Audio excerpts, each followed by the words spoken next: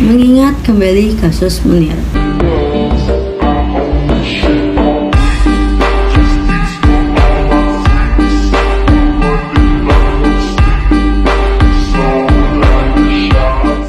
Siapakah Munir? Munir atau yang bernama asli Munir Sitoib adalah keturunan Arab Patromi dan Jawa yang lahir di Malang 8 Desember 1965. Munir adalah mahasiswa sarjana hukum sekaligus aktivis dari Universitas Brawijaya Malang yang lulus pada tahun 1989. Karirnya dimulai dari menjadi relawan di Lembaga Bantuan Hukum Surabaya dan Malang. Munir kemudian mendirikan Komisi untuk Orang Hilang dan Korban Tindak Kekerasan yang berhasil menangani kasus penculikan aktivis tahun 1998, tragedi Semanggi 98, hingga pelanggaran HAM di Aceh sampai tahun 2004.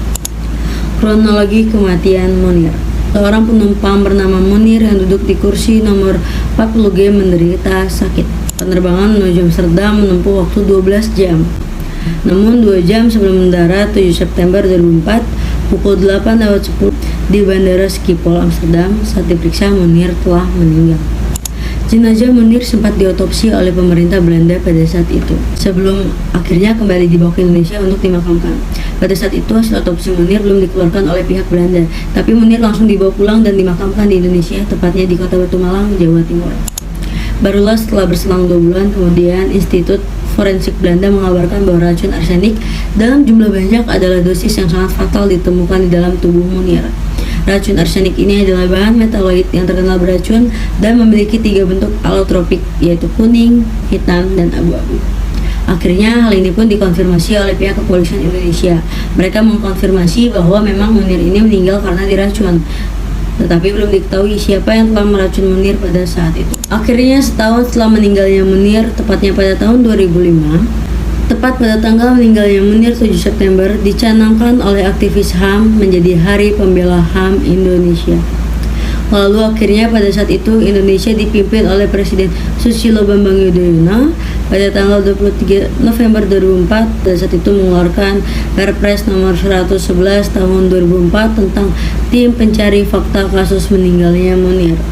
Tim pencari fakta ini kemudian dibentuk dan telah menyelesaikan laporan investigasi mereka.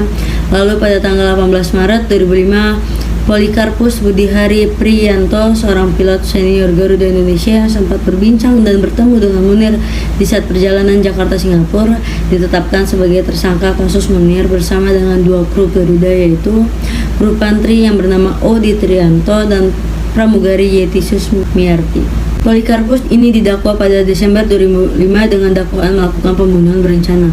Lalu jaksa penuntut umum menuntut hukuman penjara seumur hidup untuk Polikarpus. Lalu pada tanggal 27 Maret 2006, Pengadilan Tinggi DKI Jakarta mengukuhkan putusan Pengadilan Negeri Jakarta Pusat dengan tetap menghukum Poli 14 tahun penjara.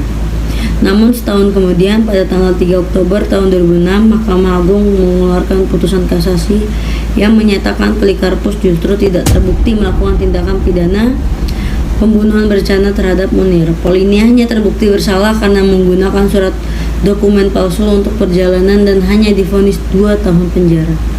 Lalu siapakah pembunuh Munir? Dan apa motif dibalik pembunuhan Munir? Apakah tahun 2002 kasus Munir kadaluarsa yang mengacu pada pasal 78 KUHP?